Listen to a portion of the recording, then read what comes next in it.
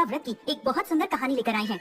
एक समय की बात है, किसी गांव में एक सेठ और सेठानी रहते थे। उनके यहाँ किसी चीज की कोई कमी नहीं थी, परंतु उन्हें एक बहुत बड़ा दुख था कि उनकी शादी के 10 साल बाद भी उन्हें कोई संतान नहीं हुई थी। इस बात से वो दोनों बहुत दुखी रहते थे। कई वैद्यों को दिखाने के बाद और इलाज कराने के बाद सेठानी को एक पुत्र प्राप्त हुआ, परंतु 1 महीने बाद उस बच्चे की मृत्यु हो गई। इस बात से सेठ और सेठानी और ज्यादा दुखी रहने लगे। पुत्र के शोक में सेठ जी ने अपना काम धंधा सब छोड़ दिया, जिससे धीरे धीरे उनकी धन संपत्ति भी समाप्त हो जाती है। वह दोनों हर समय संतान के वियोग में तड़पते रहते थे। समय के साथ उनके पास कुछ भी नहीं बचा। सेठ जी कमाई करने के लिए परदेश चले गए। देखते ही देखते दिन महीने में बदल गए और महीने सालों में बदल गए, परंतु सेठ जी वापस नहीं आए। जो थोड़ा बहुत अनाज घर में बचा था वो भी खत्म हो गया। अब सेठानी भी घर से बाहर काम के लिए निकलती है और एक मैदान से मिट्टी खोदने का काम करने लगती है। जिस मैदान से सेठानी मिट्टी खोदती थी वहाँ बहुत सारे बच्चे खेलने आया करते थे। उन्हें देखकर सेठानी बहुत खुश होती और कुछ समय के लिए अपना दुख भूल जाती थी। जब वह वापस अपने घर आती तो फिर वह अपने बच्चे के वियोग में तड़पने लगती। अब वह हर रोज काम पर जाती और मैदान में खेलते बच्चों को देखकर खुश होती रहती थी। एक दिन सेठानी जब मैदान में मिट्टी खोदने पहुंची तो देखती है कि वहाँ एक भी बच्चा खेलने के लिए नहीं आया था। यह देख सेठानी को बहुत दुख होता है।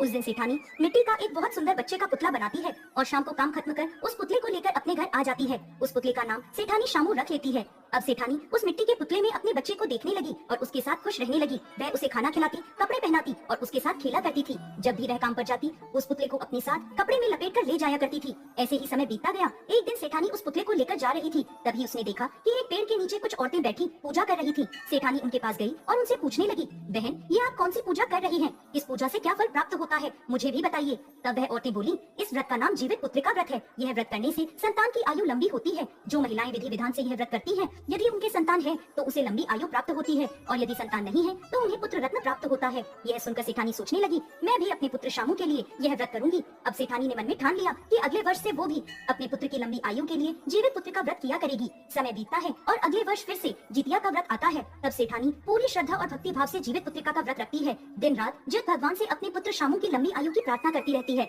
अगले दिन सेठानी ने जितिया व्रत का पारण पूरे विधि विधान के साथ किया और फिर हमेशा की तरह अपने काम में लग गई। एक दिन वो उस पुतले को लेकर काम पर गई तो उसे महसूस हुआ कि वह पुतला हिल रहा है, लेकिन उसने सोचा कि ये उसकी गलतफहमी है। उसने ध्यान नहीं दिया और अपने काम में लगी रही। थोड़ी देर बाद उसे बच्चे के रोने की आवाज आई तो वो आश्चर्य में पड़ गई। थोड़ी देर बाद उसने अपने बच्चे का कपड़ा हटाकर देखा तो देखती है कि पुतले की जगह एक छोटा बच्चा था, जिसे देखकर वो बहुत खुश हुई और समझ गई कि ये सब ज्योत भगवान की कृपा से हुआ है। मिट्टी के पुतले में भी ज्योतवान भगवान ने जान डाल दी है। वह ज्योत भगवान को कोटि कोटि प्रणाम करती है और खुशी खुशी अपने घर की ओर लौट जाती है। रास्ते में सभी लोगों को बताती है कि ज्योत भगवान की कृपा से है। यह सुनकर सब हंसने लगते हैं और कहते हैं, सेठानी तो लगता है पागल हो गई है। मिट्टी का पुतला भी कभी जीवित हो सकता है, लेकिन मिट्टी के पुतले की जगह बच्चे को देखकर सब समझ गए कि सेठानी पर ज्योत भगवान की कृपा हुई है। उधर सेठ जी जो कमाने के लिए विदेश गए हुए थे, ज्योत भगवान की कृपा से उन्हें भी अपनी पत्नी की याद आई तो वो भी अपना कमाया सारा धन लेकर अपने घर की ओर चल दिए। रास्ते में चोरों ने उनका सारा धन लूट लिया। अब उनके पास कुछ भी नहीं था, सिर्फ 2 रोटी थी जो उन्होंने रास्ते के लिए बांधी थी। जब सेठ जी थोड़ा आगे चले तो रास्ते में ज्योत भगवान एक साधु का वेश धर कर वहाँ आए